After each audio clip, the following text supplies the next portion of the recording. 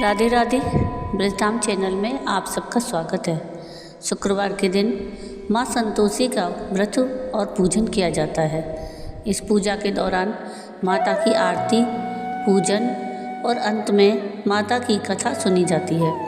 तो आइए सुनते हैं शुक्रवार के दिन की जाने वाली संतोषी माता की व्रत कथा। अगर आपको ये कथा पसंद आए तो प्लीज़ इसको लाइक शेयर ज़रूर कीजिएगा और प्लीज़ मेरे चैनल को सब्सक्राइब कीजिएगा और कमेंट में राधे राधे ज़रूर लिखिएगा। संतोषी माता व्रत की कथा इस प्रकार है। एक बुढ़िया थी, उसके 7 बेटे थे। 6 कमाने वाले थे जबकि एक निकम्मा था। बुढ़िया 6 बेटों की रसोई बनाती, भोजन कराती और उनसे जो कुछ जूठन बचती वह 7वें को दे देती। एक दिन वह 7वां बेटा अपनी पत्नी से बोला, देखो मेरी माँ मुझे कितना प्रेम करती है। तो उसकी पत्नी बोली, हाँ क्यों नहीं, सबका जूठा जो तुमको खिलाती है। तो वह बोला, नहीं ऐसा नहीं हो सकता, मैं जब तक आँखों से ना देखूं मैं मान नहीं सकता। तो उसकी बहू हंसकर बोली, देख लोगे तब तो मानोगे ना। तो कुछ दिन बाद त्यौहार आया। घर में 7 प्रकार के भोजन और चूरमे के लड्डू बने। वह जांचने को सिर दुखने का बहाना बनाकर पतला कपड़ा ओढ़कर रसोई घर में सो गया। वह कपड़े में से सब देखता रहा। 6 भाई भोजन करने आए। उसने देखा माँ ने उनके लिए सुंदर आसन बिछाए और नाना प्रकार की रसोई परोसी और आग्रह करके उन्हें जिमाया। वह देखता रहा। 6 भाई जब भोजन करके उठे तब माँ ने उनकी झूठी थालियों में से लड्डुओं के टुकड़े उठाकर एक लड्डू बनाया। जूठन साफ कर बुढ़िया माँ ने उसे पुकारा कि बेटा 6 भाई भोजन कर गए, अब तू ही बाकी है, उठ, तू कब खाना खाएगा। तो वह कहने लगा, माँ मुझे भोजन नहीं करना, मैं अब परदेश जा रहा हूँ। माँ ने कहा, कल जाता है तो आज चला जा। वह बोला, हाँ आज ही जा रहा हूँ। यह कहकर वह घर से निकल गया। 7वां बेटा जब परदेश जाने लगा तो चलते समय उसे पत्नी की याद आई। वह गौशाला में कंडे थाप रही थी। वहाँ जाकर बोला, हम जावें परदेश आवेंगे कुछ काल, तुम रही हो संतोष से धर्म आपनो पाल। वह बोली, जाओ पिया आनंद से हमरो सोच हटाए, राम भरोसे हम रहें ईश्वर तुम्हें सहाय। तो निशानी आपन देख धरू में धीर, सुधि मत हमारी विसारियो रखियो मन गंभीर। वह बोला, मेरे पास तो कुछ नहीं, यह अंगूठी है, सो ले और अपने कुछ निशानी मुझे दे। वह बोली कि मेरे पास क्या है, यह गोबर भरा हाथ है। यह कहकर उसकी पीठ पर गोबर के हाथ की थाप मार दी। वह चल दिया। चलते चलते दूर देश में पहुंच गया। वहाँ एक साहूकार की दुकान थी। वहाँ जाकर कहने लगा कि भाई मुझे नौकरी पर रख लो। साहूकार को ज़रूरत थी तो वह बोला, रह जा। लड़के ने पूछा कि तनख्वाह क्या दोगे। तो साहूकार ने कहा कि काम देखकर दाम मिलेंगे। साहूकार की नौकरी मिली। वह सुबह 7 बजे से रात 10 बजे तक नौकरी करने लगा। कुछ दिनों में दुकान का सारा लेन देन, हिसाब किताब, ग्राहकों को माल बेचना, सारा काम करने लगा। साहूकार के 7-8 नौकर थे। वो सब चक्कर खाने लगे कि यह तो बहुत होशियार बन गया। सेठ ने भी उसका काम देखा और 3 महीने में ही उसे आधे मुनाफे का हिस्सेदार बना लिया। वह कुछ वर्ष में ही नामी सेठ बन गया और मालिक सारा कारोबार उस पर छोड़कर चला गया।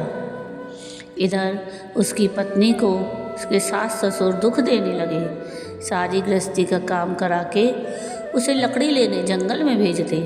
इस बीच घर के आटे से जो भूसी निकलती उसकी रोटी बनाकर रख दी जाती और फूटे नारियल की कोपरे में पानी देते। एक दिन वह लकड़ी लेने जा रही थी तो रास्ते में बहुत सी स्त्रियां संतोषी माता का व्रत करती दिखाई दी। वह वहाँ पर खड़ी होकर कथा सुनने लगी और पूछा कि बहनों तुम किस देवता का व्रत करती हो और उसके करने से क्या फल मिलता है। यदि तुम इस व्रत का विधान मुझे समझा दोगी तो मैं तुम्हारा बड़ा एहसान मानूंगी। तब उनमें से एक स्त्री बोली कि यह संतोषी माता का व्रत है। इसके करने से निर्धनता और दरिद्रता का नाश होता है और जो कुछ मन में कामना हो सब माँ संतोषी की कृपा से पूरा होता है। तब उसने उससे व्रत की विधि पूछी। वह भक्ति ने स्त्री बोली, 1.25 आने का गुड़ चना लेना, इच्छा हो तो 5.25 आने का लेना या 1.25 रुपये का भी अपनी सहूलियत के अनुसार लेना। बिना परेशानी और श्रद्धा और प्रेम से जितना भी बन पड़े सवाया लेना। प्रत्येक शुक्रवार को निराहार रहकर कथा सुनना। इसके बीच क्रम नहीं टूटे, लगातार नियम का पालन करना। अगर सुनने वाला कोई ना मिले तो घी का दीपक जला उसके आगे या जल के पात्र को सामने रखकर कथा कहना। जब कार्य सिद्ध ना हो नियम का पालन करना और कार्य के सिद्ध हो जाने पर व्रत का उद्यापन करना। 3 मास में माता फल पूरा करती हैं। यदि किसी के ग्रह खोटे भी हों तो भी माता वर्ष भर में कार्य सिद्ध करती हैं। फल सिद्ध होने पर उद्यापन करना चाहिए, बीच में नहीं। उद्यापन में 2.5 सेर आटे का खाजा और इसी परिमाण से खीर और चने का साग करना। 8 लड़कों को भोजन कराना। जहाँ तक मिले देवर जेठ भाई बंधु के हों और ना मिले तो रिश्तेदार और पास पड़ोसियों के लड़कों को बुलाना। उन्हें भोजन करा यथाशक्ति दक्षिणा दे माता का नियम पूरा करना। उस दिन घर में खटाई न खाना। यह सुन बुढ़िया के लड़के की बहू चल दी। रास्ते में लकड़ी के बोझ को बेच दिया और उन पैसों से गुड़ चना ले माता के व्रत की तैयारी कर आगे चली और सामने मंदिर देखकर पूछने लगी कि यह मंदिर किसका है। सब कहने लगे कि संतोषी माता का मंदिर है। यह सुनकर माता के मंदिर में जाकर चरणों में लौटने लगी। दीन हो विनती करने लगी कि माँ, मैं निपट अज्ञानी हूँ, व्रत के कुछ भी नियम नहीं जानती, मैं दुखी हूँ। हे माता जगत जननी, मेरा दुख दूर कर, मैं तेरी शरण में हूँ। माता को दया आई। एक शुक्रवार बीता कि दूसरे को उसके पति का पत्र आया और तीसरे शुक्रवार को उसका भेजा हुआ पैसा आ पहुँचा। यह देख जेठ जेठानी मुँह सिकोड़ने लगे। लड़के ताने देने लगे कि काकी के पास पत्र आने लगे, रुपया आने लगा, अब तो काकी की खातिर बढ़ेगी। बेचारी सरलता से कहती कि भैया कागज आए आवे रुपया आवे, हम सबके लिए अच्छा है। ऐसा कहकर आँखों में आंसू भरकर संतोषी माता के मंदिर में आ मातेश्वरी के चरणों में गिरकर रोने लगी कि माँ, मैंने तुमसे पैसा कब मांगा, मुझे पैसे से क्या काम, मुझे तो अपने सुहाग से काम है, मैं तो अपने स्वामी के दर्शन मांगती हूँ। तब माता ने प्रसन्न होकर कहा, जा बेटी, तेरा स्वामी आएगा। यह सुनकर खुशी से बावली होकर घर में जाकर काम करने लगी। अब संतोषी माँ विचार करने लगी कि इस भोली पुत्री को मैंने कह तो दिया कि तेरा पति आएगा, लेकिन कैसे, वह तो इसे स्वप्न में भी याद नहीं करता। उसे याद दिलाने को मुझे ही जाना पड़ेगा। इस तरह माताजी उस बुढ़िया के बेटे के पास जा स्वप्न में प्रकट हो कहने लगी, साहूकार के बेटे, सो रहा है या जागता है? वह कहने लगा, माता, सोता भी नहीं जागता भी नहीं हूँ, कहो क्या आज्ञा है? माँ कहने लगी, तेरे घर बार कुछ है कि नहीं? वह बोला, मेरे पास सब कुछ है, माँ बाप है, बहू है, क्या कमी है? माँ बोली, भोले पुत्र, तेरी बहू घोर कष्ट उठा रही है, तेरे माँ बाप उसे परेशानी दे रहे हैं, वह तेरे लिए तरस रही है, तू उसकी सुध ले। वह बोला, हाँ माताजी, यह तो मुझे मालूम है, परंतु जाऊं तो कैसे? परदेश की बात है, लेन देन का कोई हिसाब नहीं, कोई जाने का रास्ता नहीं आता, कैसे चला जाऊं? माँ कहने लगी, मेरी बात मान, सवेरे नहा धोकर संतोषी माता का नाम ले, घी का दीपक जला, दंडवत कर दुकान पर जा बैठ। देखते देखते सारा लेन देन चुक जाएगा, जमा का माल बिक जाएगा, सांझ होते होते धन का भारी ढेर लग जाएगा।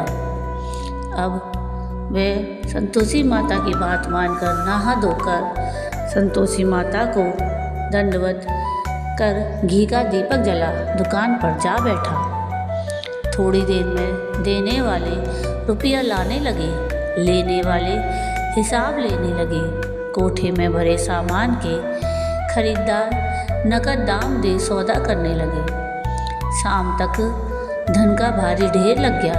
मन में माता का नाम ले चमत्कार दे प्रसन्न हो घर ले जाने के वास्ते गहना कपड़ा सामान खरीदने लगा। यहाँ काम से निपट तुरंत घर को रवाना हुआ। उधर उसकी पत्नी जंगल में लकड़ी लेने जाती है। लौटते वक्त माता जी के मंदिर में विश्राम करती। वह तो उसके प्रतिदिन रुकने का जो स्थान ठहरा। धूल उड़ती देख वह माता से पूछती है, हे माता, यह कैसी धूल उड़ रही है? माता कहती है, हे पुत्री, तेरा पति आ रहा है। अब तू ऐसा कर, लकड़ियों के 3 बोझ बना ले, एक नदी के किनारे रख और दूसरा मेरे मंदिर पर और तीसरा अपने सिर पर। तेरे पति को लकड़ियों का गट्ठर देख मोह पैदा होगा। वह यहाँ रुकेगा, नाश्ता पानी खाकर माँ से मिलने जाएगा। तब तू लकड़ियों का बोझ उठाकर जाना और चौक में गट्ठर डालकर जोर से आवाज़ लगाना, लो सासू जी, लकड़ियों का गट्ठर लो, भूसी की रोटी दो, नारियल के खोपड़े में पानी दो, आज मेहमान कौन आया है? माता जी से बहुत अच्छा कहकर मैं प्रसन्न मन से लकड़ियों के 3 गट्ठर बनाने लगी। एक नदी के किनारे पर और एक माता जी के मंदिर पर रखा। इतने में मुसाफिर आ पहुंचा। सूखी लकड़ी देख उसकी इच्छा उत्पन्न हुई कि हम यहीं पर विश्राम करें और भोजन बनाकर खा पी कर गाँव जाएं। इसी तरह रुककर भोजन बना विश्राम करके गांव को गया। सबसे प्रेम से मिला। उसी समय सिर पर लकड़ी का गट्ठर लिए वह उतावली सी आती है। लकड़ियों का भारी बोझ आंगन में डालकर जोर से 3 आवाज़ लगाती है, लो सासू जी, लकड़ियों का गट्ठर लो, भूसी की रोटी दो, आज मेहमान कौन आया है? यह सुनकर उसकी सास बाहर आकर अपने दिए हुए कष्टों को भुलाने हेतु कहती है, बहू ऐसा क्यों कहती है? तेरा मालिक ही तो आया है। आ बैठ, मीठा भात खा, भोजन कर, कपड़े गहने पहन। उसकी आवाज़ सुन उसका पति बाहर आता है। अंगूठी देख व्याकुल हो जाता है। माँ से पूछता है कि माँ यह कौन है? माँ बोली, बेटा यह तेरी बहू है। जब से तू गया है तब से सारे गांव में भटकती फिरती है, घर का कुछ काम काज नहीं करती, 4 पहर खाकर आ जाती है। वह बोला, ठीक है माँ, मैंने इसे भी देखा और तुम्हें भी। अब दूसरे घर की ताली दो, मैं अब उसमें रहूँगा। माँ बोली, ठीक है, जैसी तेरी मर्जी। तब वह दूसरे मकान की 3री मंजिल का कमरा खोल सारा सामान जमाने लगा। एक दिन में राजा के महल जैसा ठाठ बाट बन गया। अब क्या था, बहू सुख भोगने लगी। इतने में शुक्रवार आया। उसने अपने पति से कहा कि मुझे संतोषी माता के व्रत का उद्यापन करना है। तो पति बोला, खुशी से करो। वह उद्यापन की तैयारी करने लगी। जेठानी के लड़कों को भोजन के लिए कहने गई। उन्होंने मंजूर किया, परंतु पीछे से जेठानी ने अपने बच्चों को सिखाया कि देखो, भोजन के समय खटाई मांगना, जिससे उसका उद्यापन पूरा न हो। लड़के जीवने आए, खीर खाना सब बहुत पेट भर के खाया, परंतु बाद में खाना खाते ही कहने लगे कि हमें खटाई दो, खीर खाना हमको नहीं भाता। उसे देखकर अरुचि होती है। तो वह कहने लगी कि भाई, खटाई किसी को नहीं दी जाएगी, यह तो संतोषी माता का प्रसाद है। लड़के उठ खड़े हुए, बोले तो पैसा लाओ। भोली बहू कुछ जानती नहीं थी, उन्हें पैसे दे दिए। लड़के उसी समय हट करके इमली खटाई लेकर खाने लगे। यह देखकर बहू पर माताजी ने कोप किया। राजा के दूत उसके पति को पकड़ कर ले गए। जेठ जेठानी मनमाने वचन कहने लगे, लूट लूट कर धन इकट्ठा करके लाया है, अब सब मालूम पड़ जाएगा जब जेल की मार खाएगा। बहू से यह सहन नहीं हुआ। रोती हुई माता जी के मंदिर में गई। कहने लगी, हे माता, ये तुमने क्या किया? हंसाकर अब भक्तों को रुलाने लगी। माता बोली, बेटी, तूने उद्यापन करके मेरा व्रत भंग किया है। वह कहने लगी, माता, मैंने कुछ अपराध किया है। मैंने तो भूल से लड़कों को पैसे दे दिए थे, मुझे क्षमा करो, मैं फिर से तुम्हारा उद्यापन करूँगी। माँ बोली कि अब भूल मत करना। वह कहती है कि माँ, अब भूल नहीं होगी, अब बतलाओ कि वो कैसे आएंगे। माँ बोली, जा पुत्री, तेरा पति तुझे रास्ते में आता मिलेगा। वह निकली तो राह में पति आता हुआ मिला। वह पूछी कि कहाँ गए थे? तो वह कहने लगा कि इतना धन जो कमाया है उसका टैक्स राजा ने मांगा था, वह भरने गया था। वह प्रसन्न होकर बोली, भला हुआ, अब घर को चलो। कुछ दिन बाद फिर शुक्रवार आया। वह बोली कि मुझे फिर से माता का उद्यापन करना है। पति ने कहा, करो। तो बहू फिर जेठ के लड़कों को भोजन के लिए कहने गई। जेठानी ने एक दो बातें सुनाई और सब लड़कों को सिखाने लगी कि तुम सब लोग पहले ही खटाई मांगना। लड़के भोजन से पहले कहने लगे कि हमें खीर नहीं खानी, हमारा जी बिगड़ता है, कुछ खटाई खाने को दो। तो बहू बोली कि खटाई तो किसी को नहीं मिलेगी, आना है तो आओ।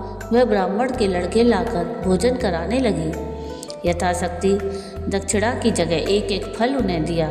संतोषी माता प्रसन्न हुई। माता की कृपा होते ही 9वें मास में उसके चंद्रमा के समान सुंदर पुत्र प्राप्त हुआ। पुत्र को पाकर प्रतिदिन माता जी के मंदिर को जाने लगी। माँ ने सोचा, यह रोज मेरे मंदिर आती है, क्यों ना मैं आज इसके घर चलूं। यह विचार कर माता ने भयानक रूप बनाया। गुड़ चने से सना मुख, ऊपर सूंड के समान होठ, उस पर मक्खियाँ भिनभिना रही थीं। धीरी पर पैर रखते ही उसकी सास चिल्लाई कि देखो रे, कोई चुड़ैल डाकिन चली आ रही है। लड़कों, इसे भगाओ, नहीं तो किसी को खा जाएगी। लड़के भगाने लगे। चिल्लाकर खिड़की बंद करने लगे तो बहू रोशनदान में से देख रही थी। प्रसन्नता से पगली होकर चिल्लाने लगी कि आज मेरी माता जी मेरे घर आई हैं। वह बच्चे को दूध पीने से हटाती है। इतने में सास का क्रोध फट पड़ा। वह बोली, क्या उतावली हुई है, बच्चे को पटक दिया। इतने में माँ के प्रताप से लड़के ही लड़के नजर आने लगे। वह बोली, माँ, मैं जिसका व्रत करती हूँ यह वही संतोषी माता है। सबने माता जी के चरण पकड़ लिए और विनती कर कहने लगे, हे माता, हम मूर्ख हैं, अज्ञानी हैं, तुम्हारे व्रत की विधि हम नहीं जानते। व्रत भंग कर हमने बड़ा अपराध किया है। जगमाता, आप हमारा अपराध क्षमा करो। इस प्रकार माता प्रसन्न हुई। बहू को प्रसन्न हो, जैसा फल दिया वैसा माता सबको दे, जो पढ़े उसका मनोरथ पूर्ण हो। बोलो संतोषी माता की जय। तो ये थी संतोषी माता के व्रत की कथा। आपको ये कथा कैसी लगी मुझे कमेंट करके ज़रूर बताइएगा। और अगर आपको ये कथा पसंद आई हो तो प्लीज़ इसको लाइक शेयर ज़रूर कीजिएगा और प्लीज़ मेरे चैनल को सब्सक्राइब कीजिएगा और कमेंट में राधे राधे ज़रूर लिखिएगा। और आगे किस व्रत की कथा आप सुनना चाहते हैं वो भी मुझे कमेंट करके ज़रूर बताइएगा। वीडियो पूरा देखने के लिए थैंक यू। राधे राधे।